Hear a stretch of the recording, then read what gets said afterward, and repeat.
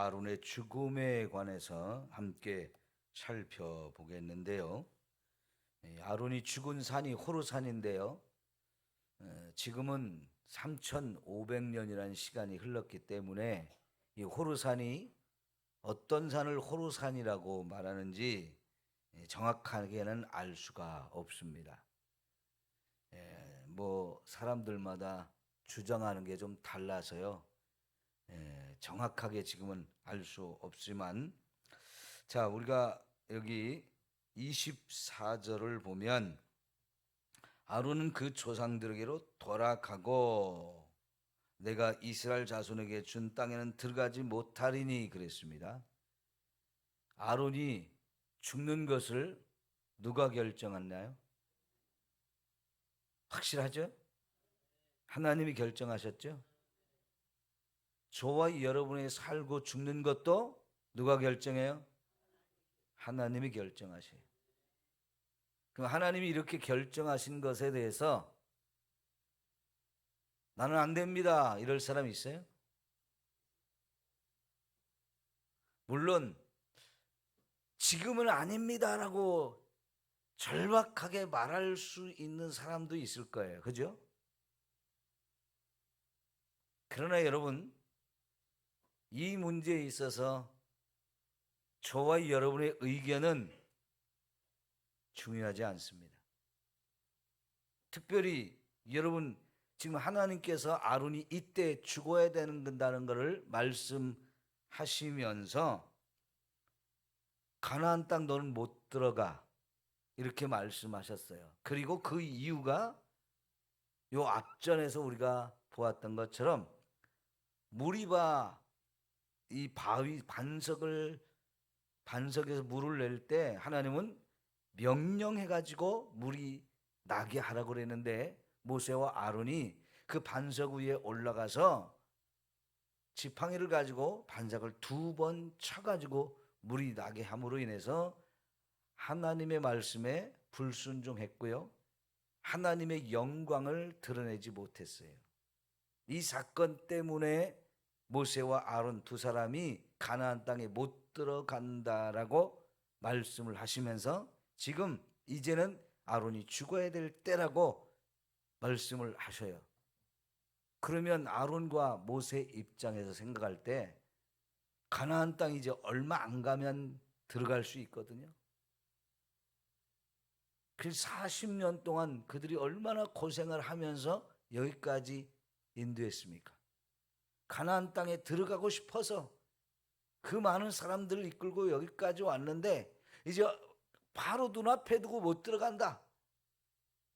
하나님, 나 좀 제발 들어가게 해주세요. 나도 거기 가고 싶습니다. 그 얼마나 간절히 소망하는 거예요. 그죠? 그런데도 하나님이 안 돼, 여기까지야 라고 말씀하시면 우리는 더 이상 할 말이 없습니다. 그러니까 하나님이 이렇게 말씀하셨을 때 여기 22절에서 29절까지 아무리 눈을 씻고 우리가 살펴보아도 아론이 어떻게 했다 한마디도 없죠. 그저 하나님 말씀하신 대로 순종하는 것밖에는 없습니다. 저와 여러분의 살고 죽는 거 결정하는 것은 하나님만이 하십니다. 왜 그래요? 저와 여러분의 생명이 내게 아니고 하나님 것이기 때문에 그래요. 하나님이 저와 여러분을 창조하신 분이고 하나님이 저와 여러분을 이 땅에 보내주신 분이에요. 그분이 그래서 우리의 살고 죽는 것을 결정하실 수 있는 권한을 가지고 있습니다. 그 권한은 내 것이 아닙니다. 어리석은 사람들이 내 생명 내 거라고 말하고, 그러니까 내가 살고 죽는 건 내가 결정한다 이렇게 생각하는 사람들이 종종 있는데요, 그것처럼 어리석은 게 없어요. 잘못된 거지요. 자, 그러면 여기 24절을 다시 한번 봐요. 아론은 그 조상들에게로 돌아가고, 죽는 것을 뭐라고 표현했어요? 조상들에게 돌아간다. 그죠? 조상들에게 돌아간다. 이제 우리도 돌아가셨다라고 표현하는데, 여기 유대인들도요, 사람이 죽으면 그 조상들에게로 돌아갔다라고 표현을 합니다. 다시 한번 생각해 보세요. 누구한테 돌아갔다고요? 조상들에게로 돌아갔다. 이거를 정확하게 우리에게 보여주고 가르쳐 주는 게 어디 있냐면 누가복음 19장인가요? 나사로 이야기. 여러분, 나사로가 죽었더니 이 세상에서는 거지로 살았습니다. 가진 재산도 없었습니다. 몸도 아파서 하루하루 사는 게 너무 힘들었고 먹을 것도 없어서 이 부잣집 앞에서 그 집에서 나오는 부스러기라도 좀 얻어먹고 살려고 그런 형편이었어요. 너무너무 가난하고 너무너무 불쌍한 이런 사람이었지만 여러분, 그가 죽자 누가 왔어요? 천사들이 왔습니다. 그리고 그를 받들어 가지고 어디로 가게 했어요? 아브라함의 품에 탁 안기게 해줬단 말이죠. 그게 조상들에게로 돌아갔다는 뜻이에요. 예? 유대인들에게 있어서 죽는다는 것은 돌아가는 거예요. 어디로요? 내 조상들이 있는 곳으로 돌아가는 거예요. 그 조상들이 있는 곳, 그곳이 아브라함이 있는 곳이에요. 그곳이 우리가 다른 말로 하면 천국이죠. 예? 저와 여러분은 이제 거기로 가야 합니다. 예? 우리 조상들이, 믿음의 조상들이 있는 그곳 천국에 하나님께서 돌아오라고 불러주시는 것. 그러니까 죽음은 우리가 원통하고 애통하고 막 안 죽으려고 몸부림쳐야 되고 두렵고 이런 것이 아니고, 여러분, 지금 이 세상과는 다른 내 조상들이 있는 곳 아브라함의 품에 가서 안길 수 있고 나를 구원하신 하나님과 더불어 영원히 함께 살 수 있는 곳, 거기가 우리가 가야 될 곳이에요. 그러면 죽음이 절망이에요? 소망이에요? 소망이지요. 큰일 났다라고 말해야 되는 거예요? 아니면 너무나 감사하다고 말해야 되는 거예요? 감사한 것이에요. 아니, 세상에 누가 죽음을 이렇게 생각합니까? 예수를 믿는 사람 외에는 이렇게 죽음을 생각할 수가 없습니다. 예수를 믿는 건 그래서 이렇게 너무나 엄청난 은혜와 복을 받은 것이죠. 사람은 죽음 앞에서 다 절망하지만 우리 예수 믿는 사람들은 그 절망이 소망으로 바뀌어서 돌아갈 곳이 있는 곳이에요. 내세가 확실한 거지요. 죽으면 나 어디 갈까? 여러분, 죽음을 앞둔 사람들, 병원에 갔을 때 질병으로 인해서 당신이 이제 얼마 못 삽니다, 이 말을 들을 때 사람들이 이제 충격을 받지만 그 다음부터 많은 걸 생각합니다. 나는 어디서 와서 어디로 가는가? 인생이라는 게 뭘까? 죽음이라는 게 뭐지? 이런 것들을 아주 심각하게 생각하는데요, 이미 저와 여러분은 이 모든 심각한 문제에 대한 답을 다 갖게 되었어요. 그죠? 어디서 와서 어디로 가는 겁니까? 하나님께로부터 와서 하나님께로 다시 가는 거예요. 여러분, 죽음은 두려운 게 아닙니다. 피하고 싶은 게 아니에요. 언제든지 하나님이 오라고 하시면 감사함으로 가야 되는 것이에요. 이렇게 죽음을 바꿔주신 분이 예수님이죠. 그죠? 예수님의 이 은혜가 얼마나 크고 놀라운지요. 그러니까 예수님은 우리를 위해서 죽으셨지만 살아나셨어요. 죽음을 이긴 거예요. 이 세상에 죽음을 이길 사람 한 사람도 없었죠. 다 죽음 앞에 이제 죽을 수밖에 없는 인생이었는데 예수님이 죽음을 탁 깨뜨리고 죽음을 이기고 부활하셨어요. 그리고 자신만 부활한 게 아니고 그 예수님을 믿는 사람들 또한 함께 부활시켜서 이 천국에 가서 영원히 주와 함께 살게 해주시는 거지요. 얼마나 큰 축복입니까? 이것 때문에 우리가 예수를 믿는 거지요. 이것 때문에요. 죽음의 문제를 해결받을 수 있다는 거. 우리 인생의 가장 큰 문제는 죄와 죽음, 이 두 가지거든요. 이 죄와 죽음의 문제를 해결해 주실 수 있는 유일한 분, 이거를 해결해 주려고 예수님이 이 땅에 사람의 몸을 입고 오셨던 거고요. 그죠? 그 예수님을 통해서 우리가 이제 이 죽음과 죄의 문제 해결되었으니 더 이상 우리가 뭘 바라겠어요? 네? 너무나 감사한 거지요. 자, 그러니까요, 모세도 아론도 엘르아살도 모세 이 아론의 죽음에 대해서 두려워할 게 없는 거예요. 자, 그래서요,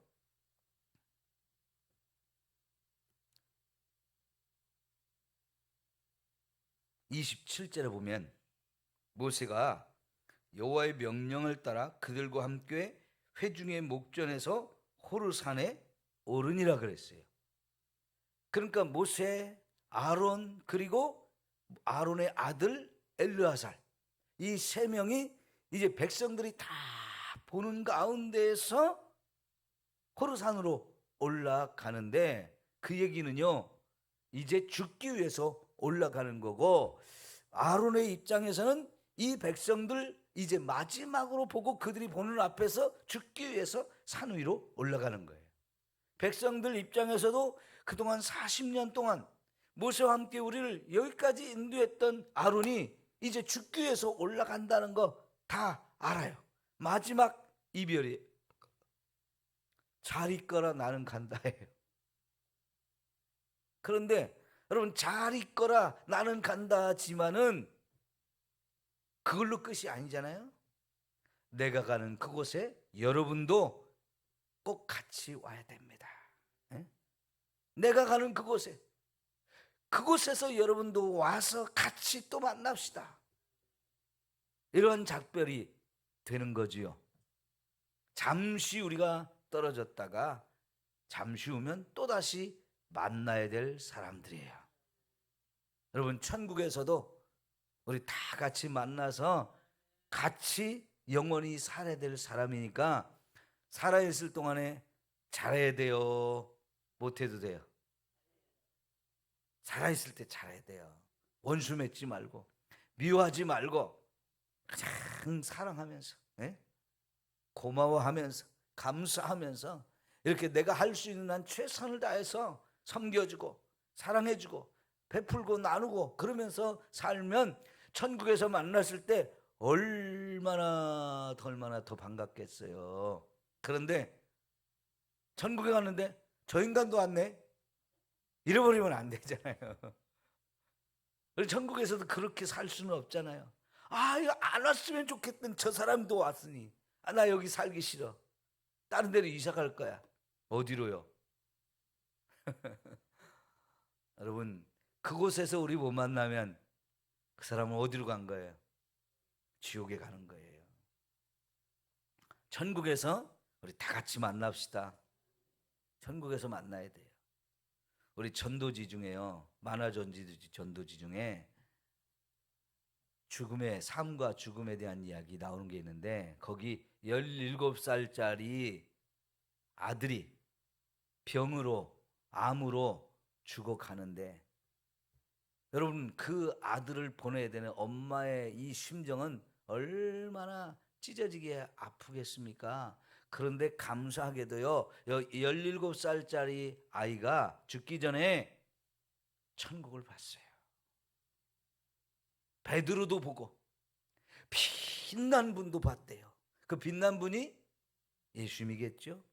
그러면서요, 아이가 엄마한테, 엄마, 나 이제 예수님께 가, 나 이제 천국에 가. 그런데 엄마도 거기서 꼭 다시 만나자. 그러면서 아이가 떠났다는 얘기가 거기 나오는데요, 이거는 호스피스 병동에서 오랜 시간 이제 말기 암 환자들을 돌보면서 마지막 인생의 임종을 많이 지켜본 이화여대 최화숙 교수님이 쓴 책에 나오는 실제 사건이거든요. 그럼 여러분, 그 아들이 죽으면서 나는 지금 예수님이 계신 천국에 가는데 엄마도 거기서 봅시다, 그렇게 말하면 이 엄마에게 이게 얼마나 위로가 되고 소망이 되는 거겠어요. 아들의 죽음에 대해서 절망하고 막 마음 아파하고 그럴 게 아니잖아요. 내 아들이 정말 천국에 갔구나, 그럼 나도 그 천국에서 또 아들을 만나면 되지. 여러분, 많은 사람들이 자식이 죽으면 그 자식을 어디다 묻고 산다 그래요? 가슴에 묻고 산다 그러는데, 여러분, 자식을 가슴에 묻고 살면 그게 사는 거예요? 지옥이지? 하나님께서는요, 저와 여러분이 자식이 먼저 죽었다고 해서 그 자식을 가슴에 묻고 살기를 원할까요? 그거는 어리석은 거예요. 왜요? 하나님이 하나님 품으로 데려가셨어요. 그러면 거기는 나보다도 더 사랑해 주실 분이 계신 거예요. 내가 잘해주는 것보다 훨씬 더 잘해 주실 분이 계신 거예요.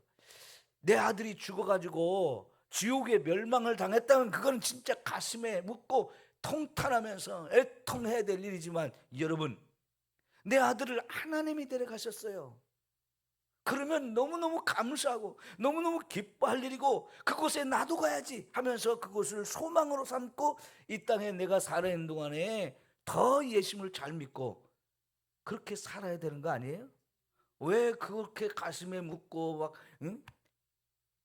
소화도 안 되고 밥맛도 없고 사는 것도 재미도 없고 맨날 눈물만 흘리면서 그러면서 사는 거예요? 그거는 아니죠. 그건 하나님 뜻이 아니에요. 하나님께서는 우리를 천국으로 데려가실 때 너 이제 수고했으니까 쉬어라. 이 땅에 살면서 내가 맡겨준 그 사명 감당하느라고 참 고생하고 애썼는데 내가 너의 모든 슬픔과 모든 눈물을 다 씻어주신다. 그리고 이제 안식해라 하고 그래서 불러주신 거예요. 그러니까 하나님 품에 간다는 건 거기는 영원히 안식할 수 있는 것, 더 이상 눈물을 흘리지 않아도 되는 것, 이 육체의 질병으로 고통받지 않아도 되는 것, 사람과 사람 사이에 많은 일로 슬퍼하며 막 마음 졸이고 하는 이런 일들 더 이상 하지 않아도 되는 것. 그러니 여러분, 거기는 하루라도 빨리 가는 게 좋지요. 네? 하루라도 빨리 가는 게. 저도 여러분, 하나님이 지금 오라고 하시면 난 얼마든지 감사하면서 가고 싶어요. 남겨진 사람들이 슬픔이 있지만, 여러분, 여기 29절에 보면 온 백성이 이제 아론이 호르산에서 안 내려오고 모세하고 엘르아살만 내려오니까 30일 동안 애곡했다 그러는데, 길게 애곡했습니다. 보통은 7일인데 여러분, 그 정도로 그냥 끝내야 돼요. 끝내야 돼. 괜히 뭐 아내가 죽었다고 남편이 죽었다고 막 너무너무 길게 힘들어하고 그러면 안 돼요. 빨리 끝내야 돼, 빨리. 그리고 내 남편이, 내 아내가 하나님 품에 갔으니까 나도 거기서 또 만나면 되니까 더 열심히 신앙생활 해야지. 그걸 못 잊어가지고 그냥 전전긍긍하고 그러면 그거 하나님 기뻐하시는 일 아니에요. 예? 그죠? 여러분, 이제 모세와 아론이 40년 동안 함께 힘을 합해서 이 백성을 애굽부터 이끌고 여기까지 왔어요. 얼마나 수고를 많이 했을까요? 하나님이 맡겨주신 일을 해서 죽을 때까지 수고하고 이제 하나님께 갔는데, 아까 우리가 부른 찬송처럼 주가 맡긴 모든 역사 힘을 다해 마치고 밝고 밝은 그 아침을 당할 때, 여러분 우리가 이 세상 떠나는 날이 언제냐? 내게 맡겨준 사명이 끝나는 때 가는 거예요. 지금도 저와 여러분이 세상에 사는 이유가 뭐예요? 하나님이 우리에게 맡겨준 사명 때문에 사는 거예요. 그 사명이 끝나는 날 하나님이 저와 여러분을 불러주실 거예요. 믿음 없는 사람들이 하나님 왜 이렇게 다 안 데려가시냐고, 그렇게 사는 게 힘드실 때, 또 맡겨진 사명 감당하는 게 힘들 때 때로는 그런 투정도 하지만 여러분 걱정하지 마십시오. 사명이 아직 안 끝나서 그런 거고, 그 사명 끝나면 하나님이 탁 이렇게 오라고 하시는 거예요. 그러니까 여러분 모세와 아론이 또 엘르야살도 아무 할 말이 없어요. 하나님 말씀하신 대로 하는 거잖아요. 우리에게는 권한이 없어요. 모든 게 하나님 뜻대로 되어지는 거예요. 자, 여러분 그러나요? 이제 하나님이 모세와 아론을 호르산으로 데려가실 때에 오라고 하실 때 엘르아살도 데리고 같이 가겠어요. 엘르아살은 아론의 아들이에요. 4명의 아들이 있었는데 첫째, 둘째 아들 미리 죽었죠. 요 셋째가 엘르아살인데 지금은 엘르아살이 장자잖아요. 그 엘르아살을 데리고 함께 올라가라고 했는데 거기 올라가서 뭘 했습니까? 아론이 그동안 입고 있던 이 대제사장의 옷을 벗겨서 엘르아살에게 입혀주어서 엘르아살이 이제 내려올 때는 그 옷을 입고 내려와요. 여러분 세대 교체가 필요한 거지. 때가 되면 세대가 교체될 수밖에 없어요. 그게 이 땅에서 우리의 사는 모습이지요. 여러분 의복이라는 게 그냥 의복이 아니고 이거는 예복이잖아요. 하나님이 특별히 제사장과 대제사장을 세우면서 이들에게 맞는 예복을 다 하나님이 다 맞추어 가지고 이렇게 입혀줘라 해서 그동안 아론이 이 대제사장의 예복을 입고 사명을 감당했었는데 그 사명이 끝났어요. 그리고는 그 사명을 이제 엘르아살 아들에게 그 넘겨주는 것이 예복을 벗어서 아들에게 입혀주고 아론은 떠나는 거예요. 그러니까 이 예복이 중요해요, 중요하지 않아요? 왜냐하면 이것은 그 사람의 신분, 그 사람의 직분 이런 것들을 상징하는 거거든요. 전 세계 어느 나라를 가도 다 그 직분에 맞는 어떤 예복들이 다 있어요. 어떤 종교에도 다 그런 게 있어요. 예복이라는 게 중요하겠습니까? 안 하겠습니까? 중요하죠. 여러분 심지어 무당도 구슬할 때는 자기들이 입는 옷이 있어요. 평상시 입는 평상복이 아닌 무당도 구슬할 때는 갖춰 입는 예복이 있는 거예요. 근데 여러분 하나님 주신 사명을 감당하는 사람으로서 우리가 그런 예복을 입는다는 거, 이거는 정말 하나님이 주신 엄청난 은혜라고 볼 수가 있는 거지요. 목사가 예배를 인도하면서 예복을 입고, 장로님들이 기도하면서 예복을 입고, 찬양대원들이 찬양을 하면서 예복을 입는 거, 헌금대원이 또 헌금을 봉헌할 때 예복을 입는 거, 이런 거 다 하나님께서 또 필요에 의해서 그런 직분을 맡겨주시고 그런 사명을 감당하라고 거기에 맞는 예복을 주시는 거잖아요. 근데 그걸 벗겨서 이제는 엘르아살에게 입혀주는데, 입는다는 것과 벗는다는 것, 이게 다 때가 있죠. 그래서 이제는 아론이 벗을 때가 되었고 그 벗겨진 옷을 이제 엘르아살에게 입혀주는데 세대 교체가 이루어져요. 한 세대는 가고 한 세대는 다시 세워져서 그들이 또 세상에서 많은 역할을 감당하며 사는 건데 이게 인생이지요. 자, 여러분 이제 저와 여러분이 떠나고 나면 우리가 앉아있는 그 자리 누군가 또 앉아야 되잖아요. 이왕이면 여러분의 자녀나 여러분이 전도한 사람이 와서 여러분의 그 기도의 자리, 여러분이 늘 지키던 이 예배의 자리를 앉으면 얼마나 좋을까요? 여러분이 앉아있던 그 자리가 그냥 빈 자리로 남아있으면 이게 얼마나 안타까운 일이에요. 우리 함께 예배 드리다가 하나님이 또 불러가신 그분들이 앉아있던 자리 중에 빈자리가 되어 있는 분들이 있어요. 난 그게 제일 안타깝더라고요. 예전에 읽은 책에 보니까요, 저 제주도의 어느 교회에